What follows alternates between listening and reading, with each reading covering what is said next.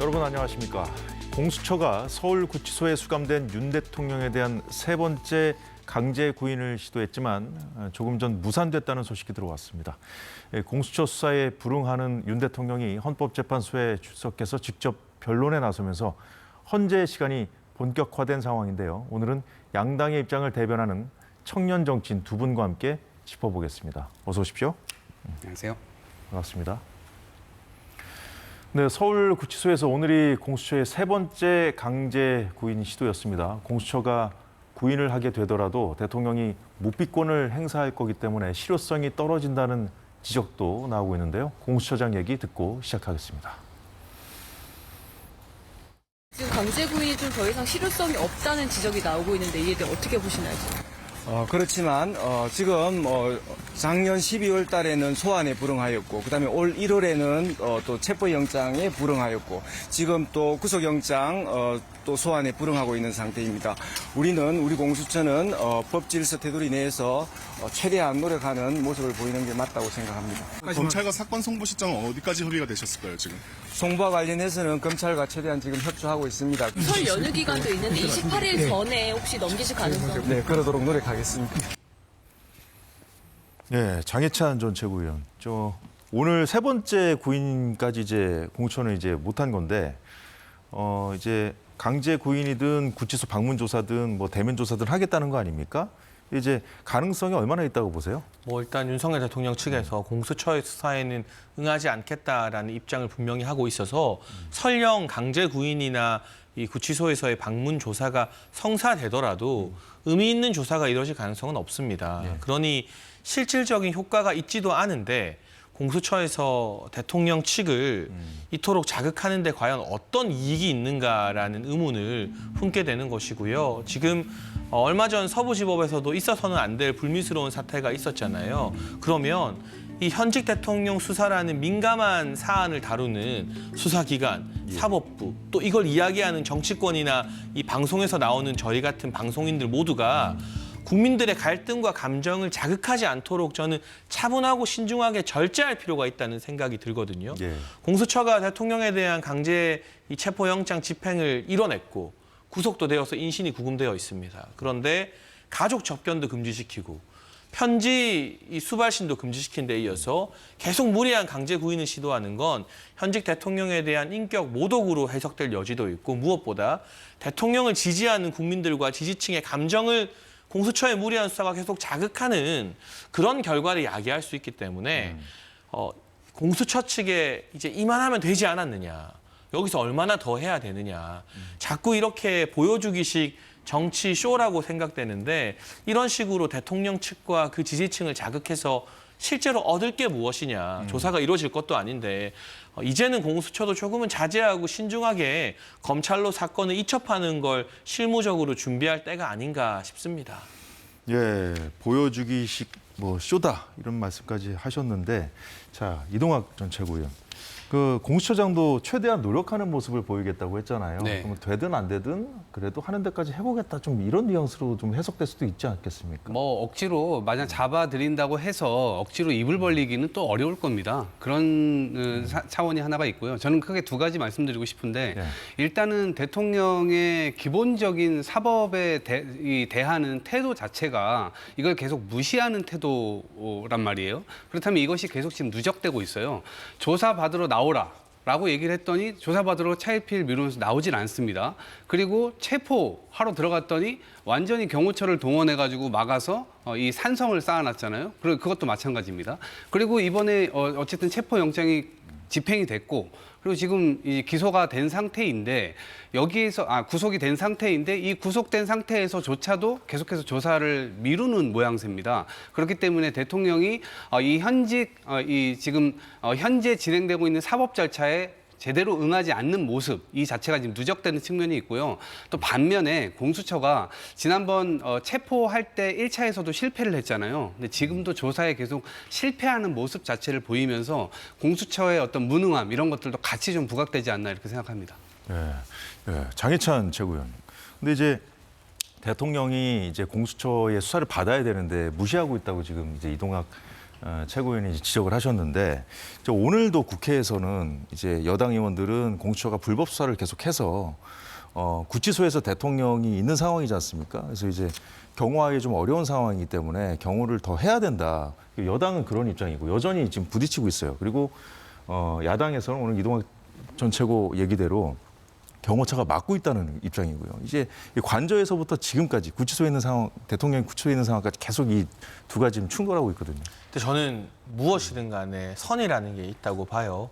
지금 현직 대통령 신분이 유지되고 있는데 체포영장에 대해서도 논란이 상당히 많죠. 이건 단순히 여당의 주장만이 아니라 현직 판사 같은 경우나 검사 같은 경우도 내부 게시판에 공수처에 수사권 있는 거 맞냐라는 의문의 글을 남기기도 했잖아요. 법조계에서도 논란의 여지가 남아있고 해석이 분분합니다. 이런 상황에서 어찌되었건 비극적이지만 체포가 집행됐고 인신 구속까지 되었습니다.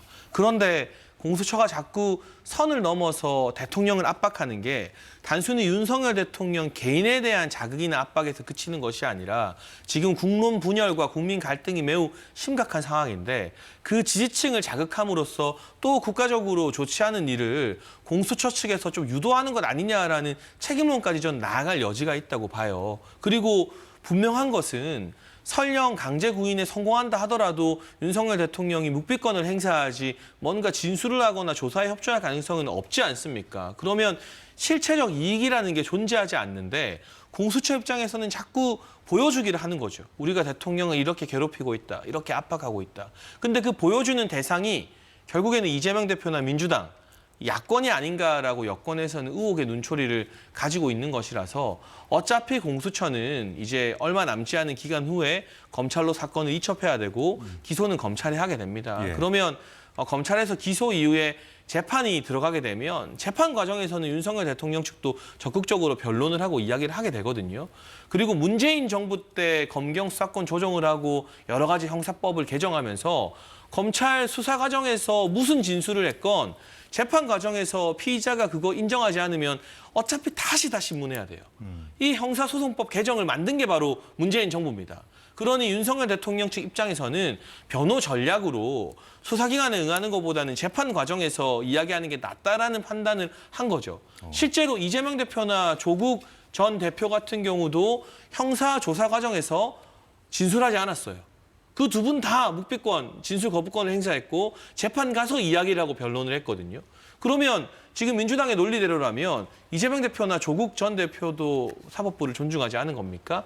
그게 아니라 형사법 내에서 재판을 받으면서 진술하는 게 방어권 보장에 더 효과적이다라는 각자의 판단이 있는 거죠. 저는 이런 부분까지는 존중해 줘야 된다. 현직 대통령을 구속까지 한 마당에 그거 강제 구인해야겠다고 매일 검사 보내서 들들볶고 괴롭히는 것이 대통령을 지지하지 않는 국민들에게도 좀 비인간적인 처사로 보일 수 있다. 그리고 그런 것들이 어떻게 보면 역풍이 되어서 작금의 이 국민의힘 지지율, 대통령 지지율 상승을 만들어낸 요인이 된 것이다라고 분석하기 때문에 공수처든 야권이든 이제 대통령이 구속됐잖아요.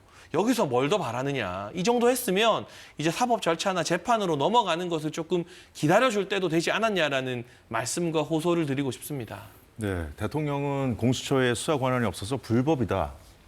그리고 이제 공수처는 대통령 수사를 받아야 된다. 이 두 가지 계속 충돌하면서 이런 일이 벌어지고 있는 것인데 검찰도 그 내란죄 혐의에 대해서 수사권이 없는 건 마찬가지거든요. 그런데 그 체포영장을 공수처가 한창 시도했을 때 했던 걸로 저는 기억을 하는데 차라리 기소를 하라고 그랬잖아요. 대통령 측에서. 네. 검찰 수사는 받겠다는 얘기일까요? 검찰 수사도 저는 안 받을 것 같아요. 왜냐하면 지금 그렇게 밑자락을 깔아 놓았을 뿐만 아니라 이것은 그런 충돌이 있을 때는 당연히 판사가 판단을 하는 겁니다. 근데 이건 판사의 판단이 이미 끝난 거 아닙니까? 결정을 내려줬잖아요. 수사할 수 있다. 조사할 수 있다. 그런데 그 판사의 판단조차 지금 인정하지 않는 꼴로 가고 있기 때문에 만인에게 법이 평등하다라고 하는 이 헌법 질서는 완전히 깨져 있는 상태인 거죠. 그러니까 체포영장에서도 판사가 헌법 질서를 수호할 의지가 보이지 않는다라고 하는 점입니다. 그 점이 대통령은 사실상 이 헌법기관이기도 하지만 대통령이 국민 5천만 명 중에 거의 대표자 아닙니까? 그러면 본인이 법을 제일 잘 이렇게 이행하는 모습을 보여야 5천만 명이 다 법을 지킬 거 아닙니까? 그런데 대통령이 지키지 않는다. 그럼 이 나라의 사법 질서는 완전 엉망이 되겠죠. 지금 사실 저는 그러한 과정이 좀 진행되고 있는 것으로 보이고, 그다음에 공수처가 뭔가 계속 이 윤석열 대통령을 지지하는 층을 자극하는 거 아니냐라는 말씀을 하시는데 이 거꾸로예요. 그러니까 오히려 지지층들을 어떻게 보면 제도권에 있는 정치인들이 그걸 다 활용하고 있는 겁니다. 그러다 보니까 어떻게 보면 이 정치 제도권 내부로 들어올 수 없었던 이른바 제도권 바깥에 있었던 외부자, 그런 사람들이 지금 스물스물 가운데로 오게 되면서 사실상 제도권에 안착을 하게 되는 그런 상황으로 가고 있는 겁니다. 그런 점에서 저는 국민의힘이 대단히 지금 잘못 행동하고 있다라는 생각이 들고, 이것은 사법 질서의 원리뿐만 아니라 우리 사회가 서로가 안전한 사회로 살아가기 위해서 서로 약속한 사항입니다. 그런데 이걸 지키지 않는다. 그냥 법원에 쳐들어가도 된다. 그리고 그들에게 설 선물 보내고 마치 그들을 응원하는 듯한 그런 모양새를 집권 여당의 당대표가 취하고 있단 말입니다. 이런 부분들에 있어서 총괄적으로 저는 이 모든 것들이 다 잘못됐다 이렇게 봅니다. 네, 뭐 보신 대로 또 들으신 대로 윤 대통령은 공수처 수사보다는 탄핵 심판에 집중하는 모양새인데요. 헌재에 나와서 적극적으로 변론하는 모습도 볼 수 있었습니다. 앞으로도 쭉 그렇게 변론에 직접 나와서 변론을 한다는 입장인데, 문영배 헌법재판소장 권한대행은 그 예정에 없던 사전에 조율되지 않았던 그 질문 2개를 직접 대통령에게 던졌습니다. 계엄 당시에 국회를 무력화할 시도가 있었는지, 그 시도를 했는지 여부를 확인하기 위한 내용들이었는데, 첫 번째 질문과 답변 들어보겠습니다. 첫 번째 질문은 국가 비상 입법기구 관련 예산을 편성하라는 쪽지를 기획재정부 장관에게 준 적이 있으십니까? 저는 이걸 준 적도 없고, 그리고 나중에 이런 계엄을 해제한 후에 한참 있다가 언론에 뭐 이런 메모가 나왔다는 것을 기사에서 봤습니다. 대통령이 들어가시면서 제 이름을 저를 보시더니 저 참고 자료 이거 참고하라고 하면서 하니까 옆에 누군가가 저한테 자료를 하나 줬습니다. 그 내용은 이거는 아마 제가 기억하기로는 이 비상계엄 상황에서 재정 자금을 이렇게 유동성 같은 걸 확보를 잘해라, 이거 고문정만 기억은 납니다. 네, 국가비상입법기구라는 그 명칭 때문에 지금 논란이 되고 있는 것 같고요. 장희찬 최고위원께 먼저 여쭤보죠. 자, 이 대통령은 준 적이 없고, 본인은 준 적이 없고, 또 언론을 보고 알았다는 거 봐서는 이제 그 존재 자체도 몰랐다는 그런 취지로 이제 답변을 했는데, 근데 최상목 권한대행 얘기를 들어보면은 뭐 대통령으로부터 받았다는 얘기는 아니에요. 누군가가 줬다고 하니까 대통령은 아닌데, 다만 대통령이 자신을 보고 그 다음에 다른 사람이 줬다는 얘기잖아요. 좀 대통령을 좀 답변하고 조금 결이 다른 부분이 있습니다. 뭐 누군가 기억에 오류가 있을 수도 있고, 지금 어쨌든 최상목 대행의 답을 들어봐도 이걸 대통령이 직접 건넨 것은 아니다. 실무진 차원에서 건네진 쪽지인 것 같다라는 것은 일치하는 부분 같아요. 그러면 정확하게 그때 대통령이 최상목 대행에게 이 쪽지나 문건을 언급을 했는지는 또 최상목 대행도 필요하다면 헌법재판소 증인신문 등을 받게 될 것 같거든요. 탄핵 심판에 있어서 거기서 다시 한번 기억을 잘 확인해서 밝혀야 될 내용인 것 같은데, 중요한 것은 지금 이 쪽지뿐만이 아니라 뭐 정치인 체포라던가 국회에서 국회의원들을 드러내라 했다던가 하는 부분에 있어서 일부 군 관계자의 진술과 대통령의 입장이 완전히 다릅니다. 그리고 이전까지는 대통령 변호인단을 통해서 그 입장이 다르다는 것을 확인했다면, 이제는 우리가 영상으로도 볼 수 있듯 윤석열 대통령이 직접 육성으로 그 진술과는 사실이 다르다, 나는 그런 지시를 내리지 않았다는 등의 변론을 하고 있습니다. 그러면 이렇게 서로 다른 쌍방의 진술이 충돌할 때 명백한 물적 증거가 없으면 어느 쪽 진술이 맞는지 파악하는 데는 시간이 굉장히 많이 걸리거든요. 형사재판에 있어서도. 그래서 저는 헌법재판소가 이렇게 형사재판에서 다뤄야 될 서로 상반된 진술 중에 누구 진술이 맞다고 손을 들어주는 것은 불가능하고 또 부적절하다고 생각을 하고요. 궁극적으로는 이 비상계엄 선포, 그리고 국가 기능 마비라고 생각한 이 통치 행위에 대해서 이것이 대통령직 물러날 정도의 사유인지 아니면 그렇지 않은지 좀 원론적인 부분을 판단해야지 지금 이야기 나오는 것 같은 디테일한 부분들, 이런 숲이 아니라 나무에 해당하는 부분들은 형사재판에서 실체를 규명해야 되고 충분한 방어권 보장이 필요하고 사실은 3심 대법원까지 가야만 명확하게 사회적으로 규정이 되는 부분이라 헌재가 오히려 집중해야 될 것은 양측의 진술이 다른 부분이 있을 때 그 진술 중에 누구 말이 맞느냐를 따지기보다 전체적으로 이 비상계엄 자체가 선포 자체가 위헌이고 네. 위법인가 이런 숲에 저는 집중해야 될 필요가 있다는 게 이번 변론을 통해서도 잘 드러났다고 보여집니다. 네, 이동학 최고위원. 윤석열 대통령은 지금 세상을 속이기로 작정을 한 모양입니다. 세상을 속이려면 자기 자신부터 속여야 되거든요. 근데 이분은 그동안 보여주셨던 모습이 여태까지 거짓말을 굉장히 많이 했기 때문에 누가 거짓말을 하는 거냐라고 국민들에게 물어봤을 때 당연히 윤석열 대통령이라고 얘기할 겁니다. 비근한 예로 이 명태균 씨를 알았냐 몰랐냐부터 시작해서 실제로 뭐 경선 이후에는 만난 적 없다, 연락한 바 없다라고 얘기했지만 이미 연락한 게 막 나왔고 뭐 2차례 만났었다? 근데 뭐 3차례, 4차례 만난 게 그냥 바로바로 검증이 돼서 나왔고 최근에 이제 밝혀진 언론 보도에 의하면 검찰 보고서에 이미 대통령 되고 나서부터도 이미 많은 수차례 연락을 주고받았던 증거들이 캡처본들이 다 나왔다는 거 아니겠습니까? 그럼 그동안 국민들을 향해서 대통령이 입에 침도 안 바르고 저렇게 거짓말을 한다는 것을 워낙 잘 알고 있습니다. 그러면 이 건에 대해서도 마찬가지입니다. 최상목 부총리를 불러가지고 뭔가를 설명했고 그것을 뒷받침하기 위해서 옆에 있던 사람이 자료를 줬다는 겁니다. 그런 이것은 연결선상에 있는 거죠. 그런데 대통령은 자기는 준 적도 없고 저걸 쓴 적도 없다라고 얘기를 합니다. 그런데 일주일 전에 체포 이 구속적부심에서 비상입법 이거 했냐 안 했냐 물어보니까 자기가 기억이 가물가물하다. 내가 썼는지 이 김용현 전 장관이 썼는지 기억이 가물가물하다. 그때의 증언과 지금 또 증언이 또 달라요. 그렇기 때문에 이런 것들을 좀 종합을 해보면 누가 거짓말을 하고 있는가 이 부분에 대해서 명확하게 나올 것이고 그리고 이 자체가 사실은 저는 n분의 1이라고 보거든요. 이미 위헌적인 사항이냐 아니냐를 판단해 놓고 볼 때 이 부분은 여러 증거들 중에 n분의 1 정도의 가치가 있는 것이지 절대적인 그리고 결정적인 증거는 아니다 이렇게 생각합니다. 네, 결정적인 증거는 아니다라고 말씀을 하셨는데 민주당 최고위원 회의에서 오늘 전현희 최고위원이 비상입법기구 관련 문건이라며 공개한 것이 있습니다. 네, 쭉 내용들이 있는데 기획재정부 장관이라고 위에 써 있고요. 맨 아랫줄이 지금 그 논란이 되고 있는 부분입니다. 국가 비상입법기구 관련 예산을 편성할 것. 지금 언론에서 쪽지라고도 많이 보도를 해왔는데 저희도 이렇게 그렇게 말씀을 나눴습니다만 이렇게 유필로 작성한 것이 아니라 전현희 최고위원이 공개한 그 것에 따르면 이 화면에 보시듯이 이제 문건 형태로 돼 있거든요. 이 최상목 대행도 공범이라는 그 말을 하기 시작했어요, 민주당이. 지금 내란 특검법 통과시키라고 좀 압박하고 있는 상황에서 자, 이 문건을 보여주면서 자, 최상목 권한 대행도 이 문건을 어쨌든 받았었기 때문에 공범 아니냐? 이렇게 공세를 펴고 있어요. 그 어떤 의도라고 보십니까, 이동학 최고위원? 저것은 어쨌든 사실을 그대로 이야기하게끔 만들기 위한 어떤 수가 있는 거죠.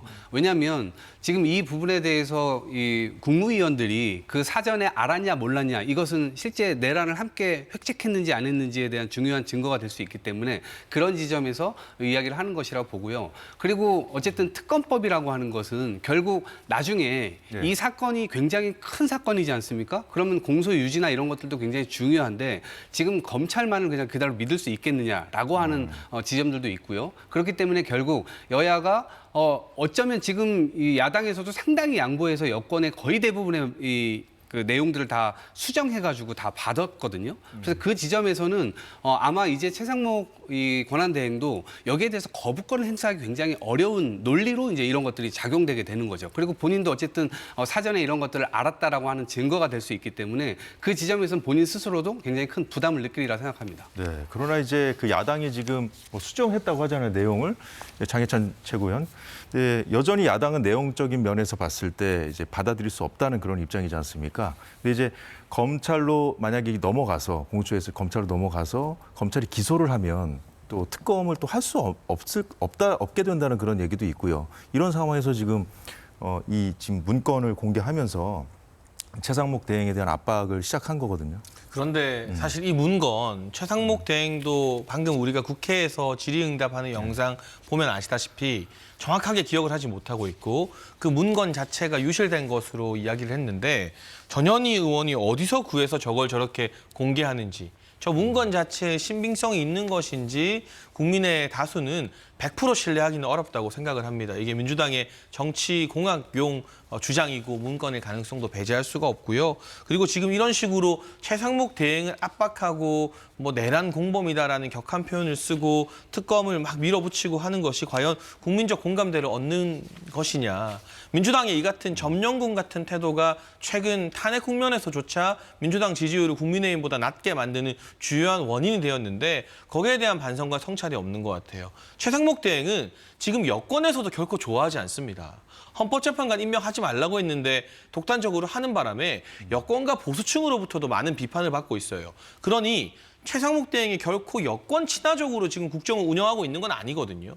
그런데 국민의힘에서는 적어도 지금 최상목 대행을 필요 이상으로 흔들면 국가 안정에 지장이 생기기 때문에 그것만큼은 좀 자제하자라고 선을 지키고 있는데 민주당은 이제 본인들의 정치적 이익을 위해서라면 국가 안정이라는 절체절명의 선도 뭐 위험하게 넘나들겠다라는 의사를 드러내는 것 같아서 참 걱정스럽고요. 저는 최상목 대행이 말한 바 여야 합의가 특검에 필요하다고 했는데 여당이 특검을 내지 말자는 의원들이 다수였음에도 불구하고 지도부가 아마 고육지책, 뼈를 깎는 심정으로 자체 특검안을 냈습니다. 근데 그 부분에 대해서 민주당이 합의를 이뤄내기보다는 일방적으로 자신들 입맛에 맞는 몇 가지만 받아들이고 일방 통행을 하고 있기 때문에 현재 구도대로라면 임시국무회의에서 최상목 대행이 특검법에 대한 거부권, 제2요구권을 행사할 가능성이 높다고 보고요.